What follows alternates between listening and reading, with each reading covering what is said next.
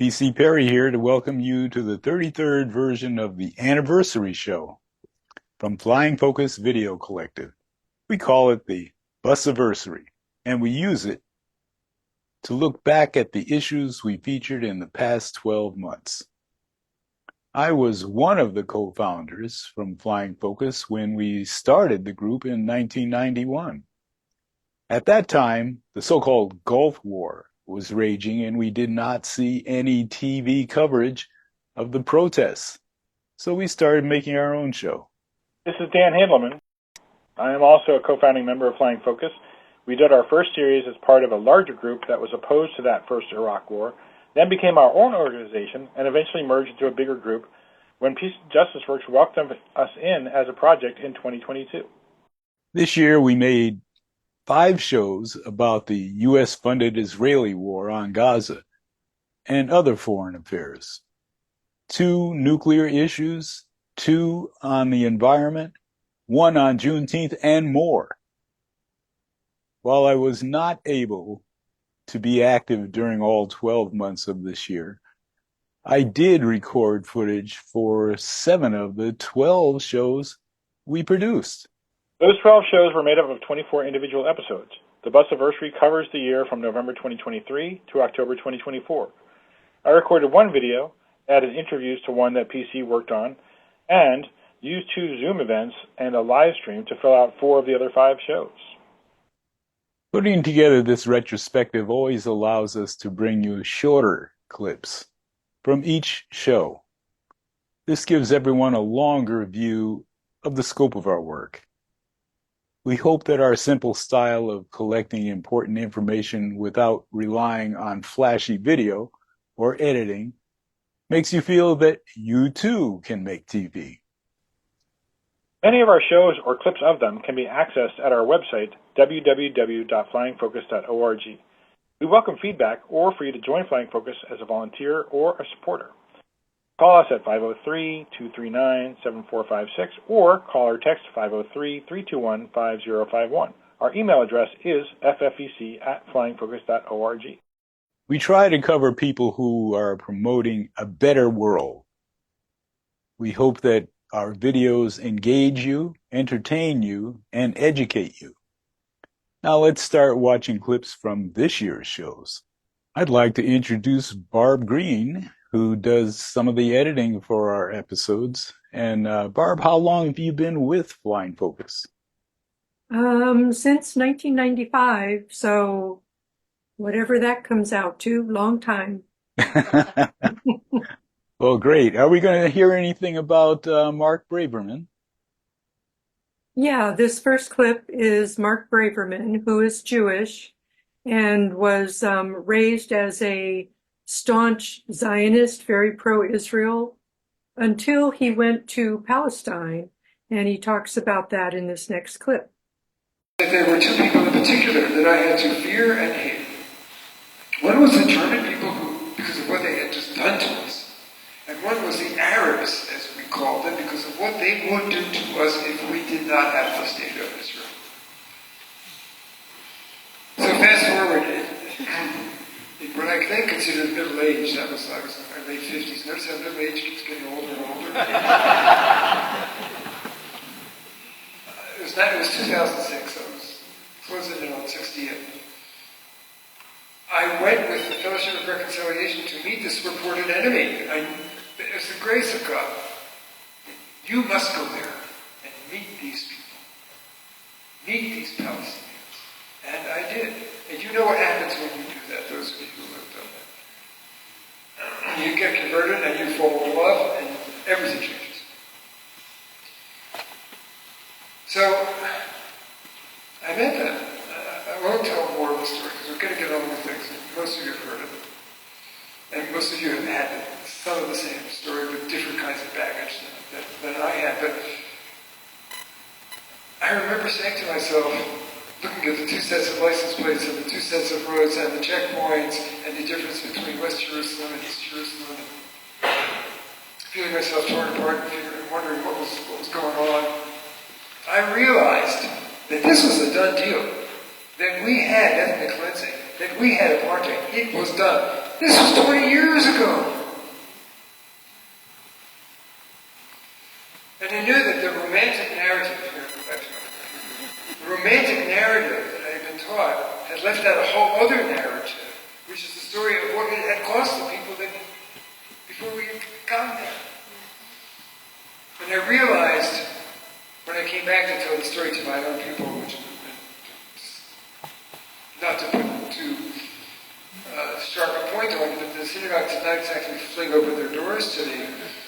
But I realized that our story today was not what I had taught, which was what had been done to us.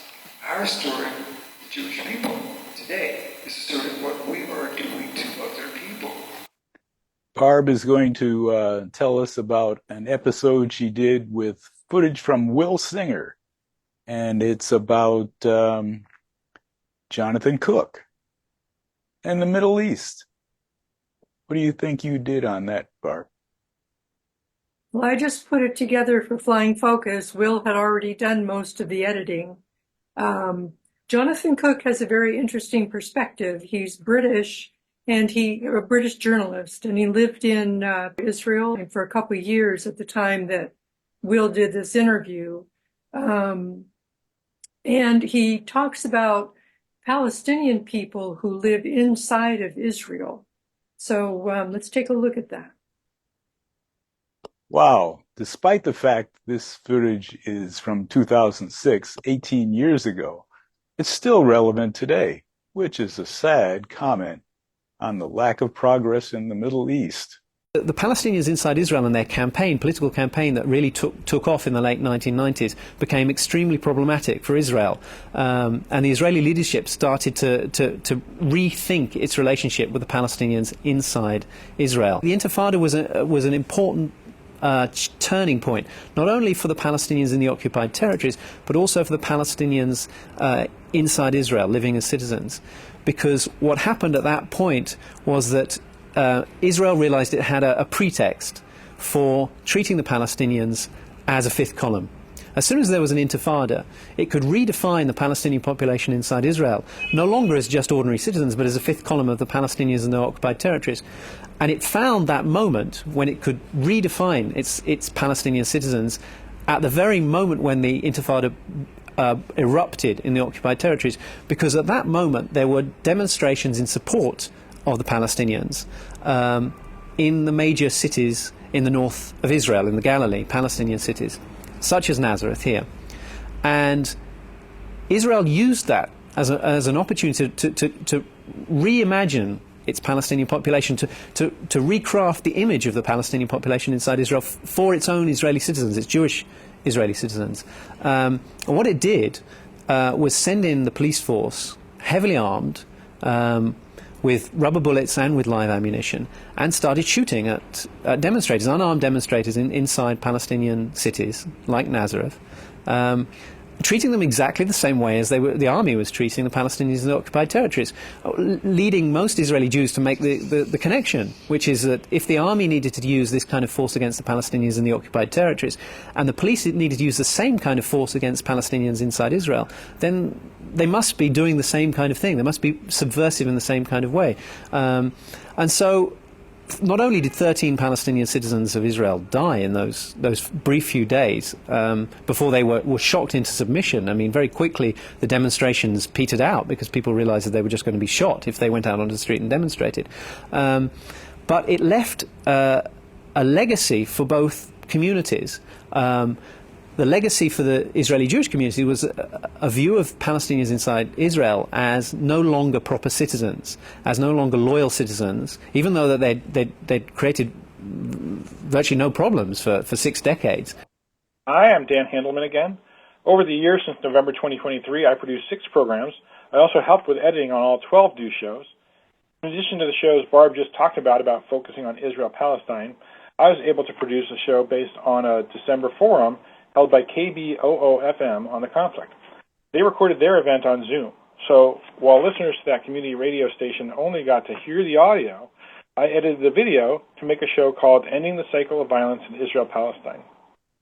These clips feature each of the 4 speakers, You'll hear from Joel Benin, a retired professor of Middle East history, about how the State of Israel was formed in 1948. Mohammed Nabil, who currently lives in Portland, spoke about being from Gaza and how his family has suffered from the ongoing conflict. Then Wael El-Asadi, a co-founder of Students United for Palestinian Equal Rights at Portland State University, spoke about how the Israelis continually violate human rights and international law with the backing of the U.S. Noah Grayevsky then shared her journey from a Palestinian Jewish youth indoctrinated into unquestioning support for Israel to anti-Zionism. Here Moshe Dayan is telling the members of Kibbutz Nachal Oz, which is right on the border of the Gaza Strip, that they need to be aware that the population of the Gaza Strip are Palestinian refugees, and that they are angry, and from their point of view, for good reason, at the Zionist settlers on the borders of the Gaza Strip surrounding them, and to be militarily prepared. Israel's actions are systematically targeting the societal foundation and the societal fabric that creates the Gaza Strip.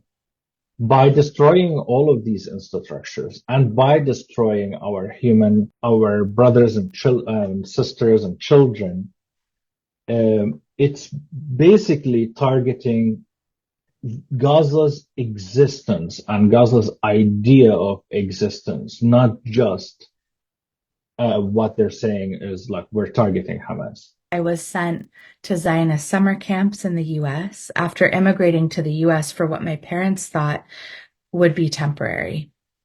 I learned Israeli folk dance, which, if you're not familiar, the modern Zionist political movement, in that movement, people created folk art and folk music and folk dances to sort of mirror backward the illusion of a long cultural history that didn't exist, to cover up the newness of the State of Israel and to superimpose a sense of history onto something that was actually ahistorical. We need a foreign policy that is humane, that doesn't depend on weapon sales and allying with apartheid regimes, colonial regimes, and different authoritarian states around the world. And I think we can do that.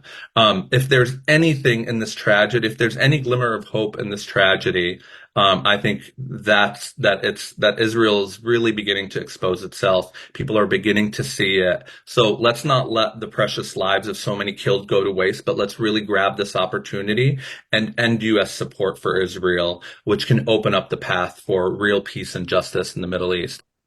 The next set of clips are from a show PC recorded at the Social Justice Action Center in Portland, featuring Tariq Khan, a lecturer on psychology at Yale University and an author of several books. Khan brought his work as a historian to analyze the origins of the U.S., where colonists demonized the indigenous people who were already on the land to justify obtaining that land, usually by force.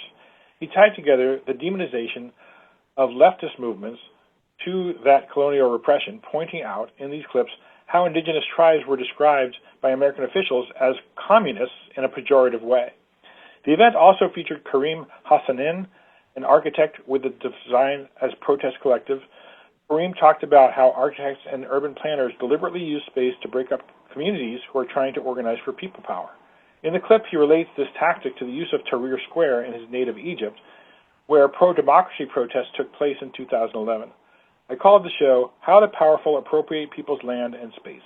These U.S. Indian agents who are basically charged with, civilizing the native population are just, they are out of breath, and they're sending these reports to Congress, and they're like, we can't civilize the Dakota Sioux, it's impossible, because they're communists. And what they meant by that was they were basically arguing that the Dakota Sioux have too much freedom, too much democracy, and because they have so much freedom and democracy, the tactics that we use, the colonization tactics that we've become accustomed to, are not effective against people who have that much freedom and democracy. And you can see, like, they're very, like, specific. They're like, it's like the kind of tactics that colonizers were using, where there's a lot of the same tactics they even used later in the Cold War that they still use in, like, the U.S. You think about the U.S. in, like, Afghanistan and stuff. Like, what do?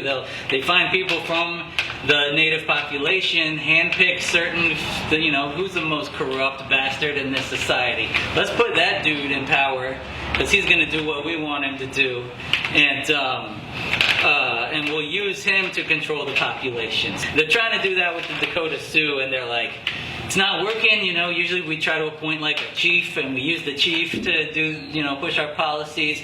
But because they have so much democracy, the chiefs, every time we try to meet with a chief, they bring a bunch of braves with them, and they never let the chief make any decision that's binding upon the people, that goes against the people's will. I'm Egyptian, so I came into my kind of radicalized approach to design while I was in design school, and I was watching the revolution in Egypt play out, and there was a locus of that activity. It was Tahrir Square. It was a square in the heart of the city.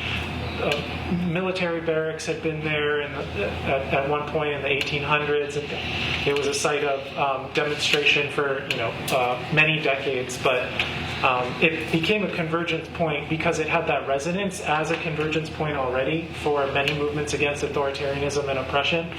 On August 9, 2023, exactly 78 years after the U.S. dropped a nuclear bomb on the Japanese city of Nagasaki, Oregon Physicians for Social Responsibility once again held a commemoration to remember the devastation of both Hiroshima and Nagasaki.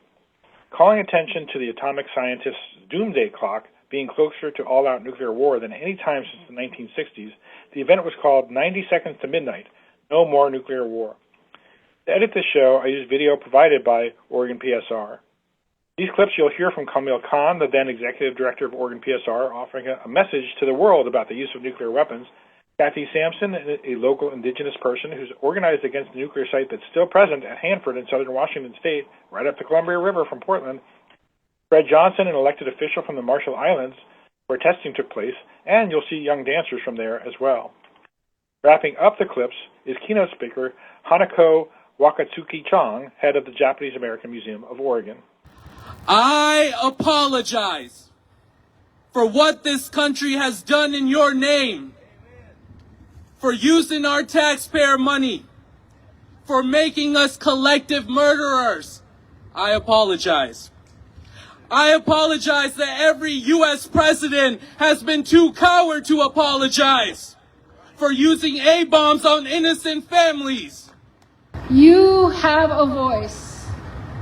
You have the right to contact Congress, to support our allies that are helping with the cleanup. You have a voice here in Oregon to tell our governor and in Washington and Idaho that we do not want small modular nuclear reactors. We do not want uranium tailings that are going to poison for generations the lifeways of people. I'm not a scientist. I'm not employed. I'm a retired social worker.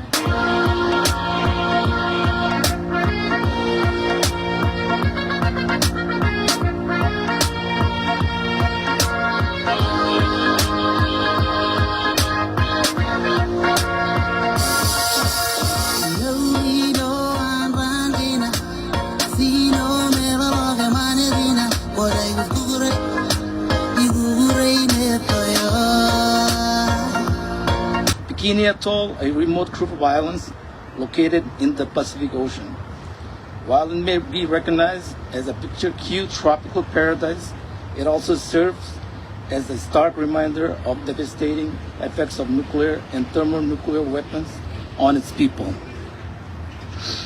Bikini Atoll became internationally known in the mid-20th century when it was chosen as a testing site for nuclear weapons by the United States.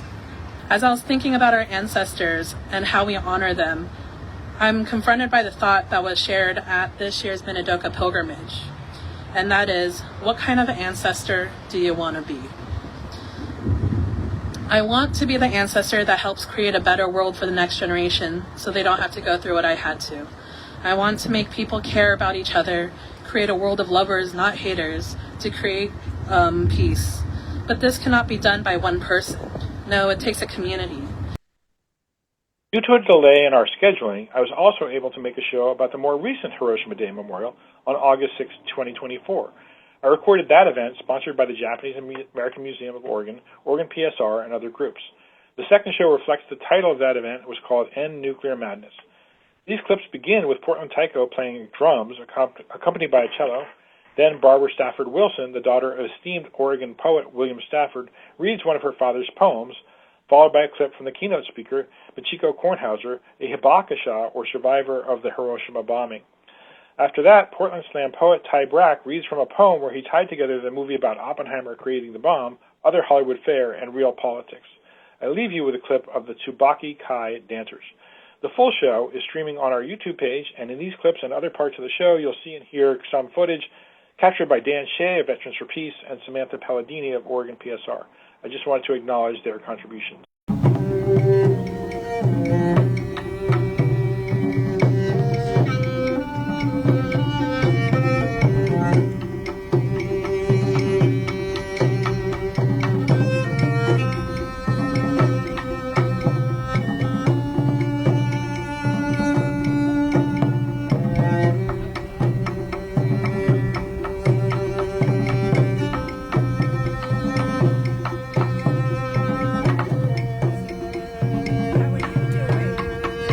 Memorial. At Nagasaki, they have built a little room, dark and soundproof, where you can go in all alone and close the door and cry.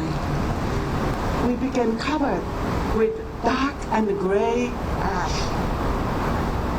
The teachers listened to the radio and told us that America had dropped a huge bomb over Hiroshima, which started a huge fire. As the wind was blowing our way, we got the ash. After all, we were only 100 miles away from Hiroshima. The teachers urged us, please run to Yoshi River and wash yourself. As we rushed to the river nearby, we noticed that the river was covered with the same ash too. In response to the bomb, Oppenheimer, the film, and the shared experience that U.S. imperialism attempts to take from us every day. I guess I'm over all the superheroes. I guess I'm over the multiverses. It could all be so simple.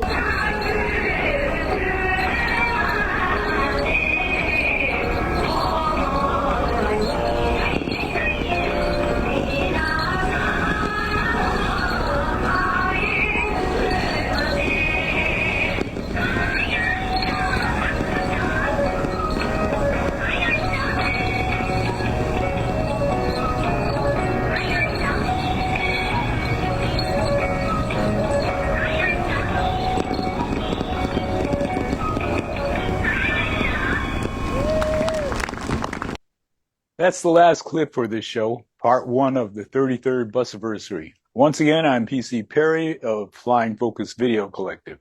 We appreciate your watching with us. And again, I'm Dan Handelman. If you're going to record or edit video or want to help us out in any other way, call us at 503-239-7456 or write to ffbc@flyingfocus.org. You can also leave a voicemail or send a text to 503-321-5051. A weekly show appears on channels of Open Signal, Portland Community Media. Community media was created to grant access so anyone can make television. The series can also be seen streaming live, while our show is on the air each week. We acknowledge some of the other people who contributed to this year's programs. One of those people was Moss Drake, who is directing today's show. Moss also has been with Flying Focus since we started in 1991. Linda Candelo is also assisting with the show today, working some computer magic. Thank you, Linda. Almost all of the funding for our all-volunteer group comes from community member donations, some of which are for physical copies or ensuring the online presence of our episodes. It was nice of you to join us to review programs we made during our 33rd year of using video as a tool for social change. Tune in next week at the same time for part 2 of the 33rd Busiversary.